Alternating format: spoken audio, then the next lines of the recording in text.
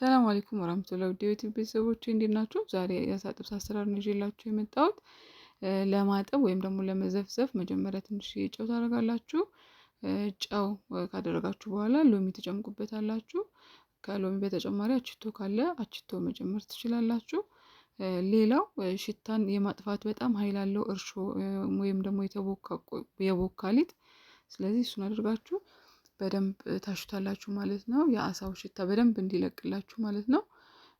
አሳ በደንብ ካልታጠበ ሲበላ ሽታ ስላለው እንደዚህ እያገላበጣችሁ በሊጡና በጨው በሎሚ በደንብ ትዘፈዝፉታላችሁ ለ30 ደቂቃ ወይም ለ1 ሰዓት ከዘፈዘፋችሁት በኋላ ሽታ አድርጋችሁ ታለቀልቁታላችሁ ማለት ነው። ስታለቀልቁት ቆንጆ ነው የሚሆነው፣ ሽታው በደንብ ጥርት ይልላችኋል ማለት ነው። ነገር ግን አሳ በደንብ መታጠብና እሾሁ መውጣት አለበት።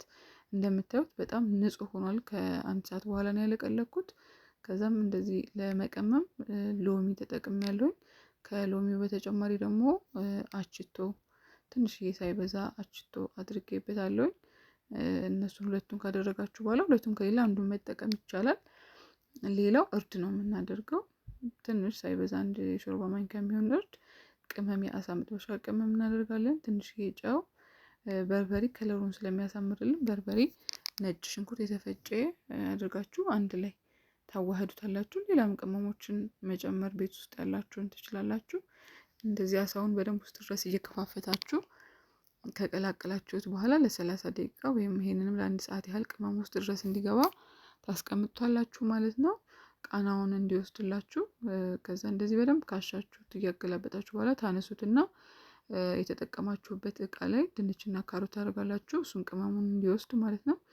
እንደዚህ አሸት አድርጋችሁ ፓትራችሁን ዘይት ቀብታችሁ ፓትራችሁ ላይ በደንብ ታስተካክላላችሁ ማለት ነው። እንደኔ ሳታበዙት እንደዚህ አድርጋችሁ በደንብ ታስተካክላላችሁ። ፓትራውን ሙሉ ታለብሱታላችሁ። ከዛ ላዩ ላይ ደግሞ የቀመማችሁትን አሳ ታወጣላችሁ። ፍሪጅ ውስጥ ማስቀመጥ ትችላላችሁ በደንብ ውስጡ ድረስ እንዲገባ ሰው። እኔ ፍሪጅ ውስጥ ነበር ያስቀመጥኩት። ከዛ አውጥታችሁ እንደዚህ ሰንጠቅ አድርጋችሁ ያዘጋጃችሁት ድንችና ካሮት ላይ ታደርጉታላችሁ።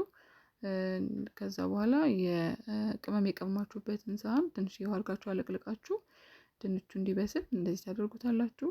ሞክሩት፣ ትወዱታላችሁ።